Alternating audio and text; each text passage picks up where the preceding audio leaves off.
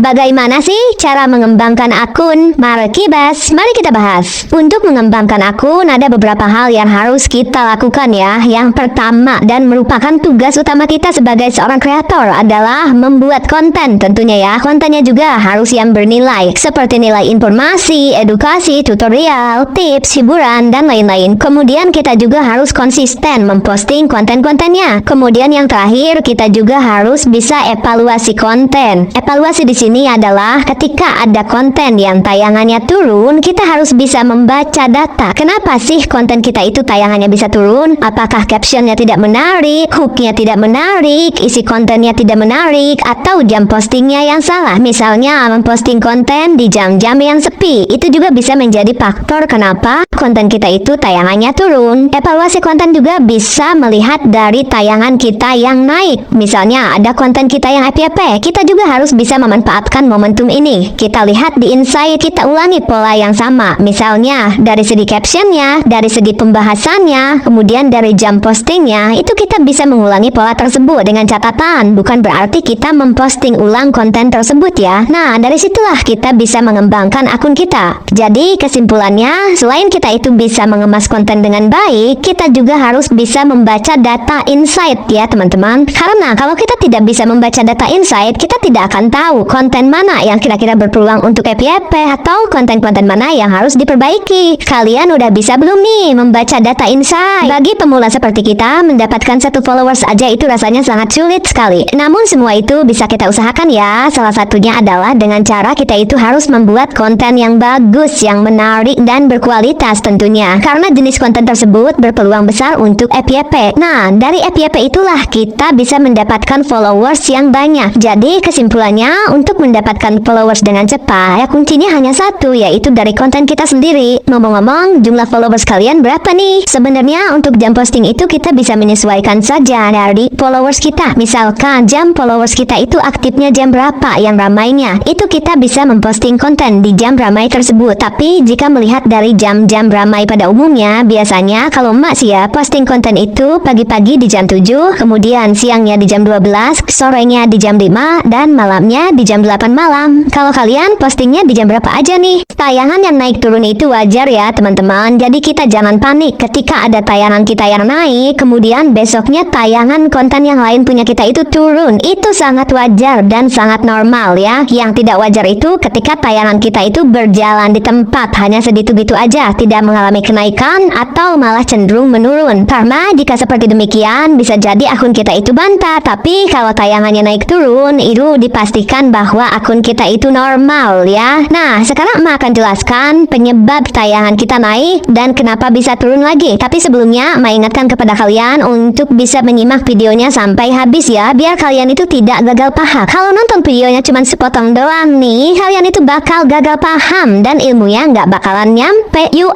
Markijut, mari kita lanjut. Jadi, ketika tayangan kita itu naik atau FYP, itu berarti topik yang sedang kita bawakan relevan dengan audiens kita. Kemudian topik tersebut menarik dan banyak diminati oleh kreator lain, sehingga terjadilah FYP. Lalu kenapa Mak? Kok konten yang berikutnya tidak FYP lagi dan malah tayangannya jadi menurun? Hal ini disebabkan karena topik yang dibawakan itu tidak semenarik konten sebelumnya, makanya terjadilah tayangan yang menurun. Jadi logikanya nih, kita itu konten seperti orang yang sedang jualan, kadang rame, kadang juga sepi. Jadi mulai sekarang jangan panik lagi ya kalau misalkan tayangannya itu naik turun, karena itu adalah hal yang wajar. Intinya kalau kita tayangannya mau naik, ya berarti kita juga harus menampilkan konten-kontennya yang menarik, yang bagus, dan yang diminati oleh audiens. Jadi algoritma itu adalah bagian dari sistem FB yang mempunyai tugas menyebarluaskan konten-konten kita. Selain itu juga algoritma mempunyai tugas mencarikan audiens untuk tema konten kita. Misalkan tema konten kita itu memasak, maka si algoritma ini akan mencarikan audiens atau penonton yang menyukai konten-konten memasak. Nah, kurang lebih seperti itu ya penjelasan algoritma. Gimana? Sudah paham belum siapa algoritma? Saling balas komentar dan saling mengunjungi profil itu sebenarnya tidak baik ya, karena itu merupakan interaksi yang tidak alami. Jika kita ingin berinteraksi kepada sesama kreator, berinteraksilah secara sehat dan alami, yaitu dengan cara berkomentar di postingan yang lewat di beranda kita. Tetapi jika postingannya tidak lewat di beranda kita tidak disarankan untuk mengklik atau mengunjungi akunnya, karena itu akan terdeteksi dideteksi sebagai interaksi yang tidak alami. Kalian pernah gak mengunjungi profil orang lain hanya untuk berkomentar?